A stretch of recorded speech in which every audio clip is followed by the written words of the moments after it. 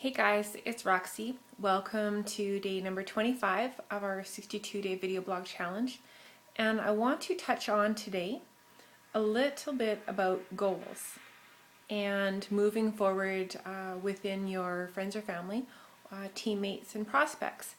Because new things can be really scary sometimes when, it's a brand new venture, or maybe it's a brand new company, or maybe it's a brand new, plan of action that we have goals to go by.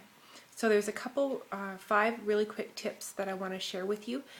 Is knowing, first of all, determining what we want, and the second one, of course, is breaking it down into steps which we can see and easily do, and then writing it down or creating some kind of an accountability sheet, and then making it stick.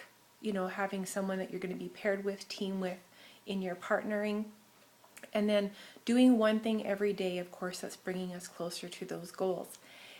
But it can be a really tough time when you're working with people that are, maybe really, really new or really, really young in their business, or, even in life in general.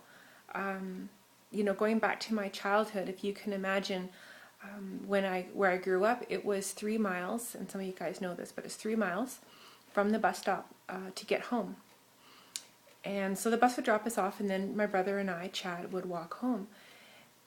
I was 7 years old, and we had 3-mile walk home. It just was normal back then, right? Now we wouldn't let our children walk home 3 miles maybe. But my little brother's 2 years younger than me, so I am trying to, and my goal is to get him home. And I've walked it a couple times. I used to ride it on my pony. But, it took a lot of planning and actionable steps to get my brother home. Because at 5 and 6 years old, you can imagine how tired he would be. The first part was downhill. That was pretty easy.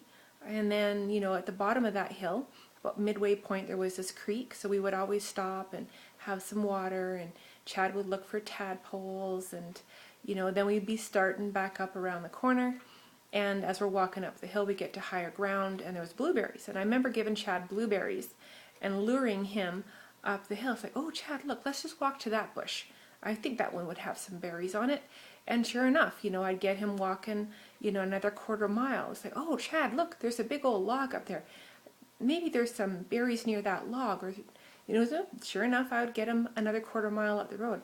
Before we knew it, we're at the gates, the cabin's within sight, and Mom would always be waiting for us with something cold to drink, or in the wintertime, some hot chocolate.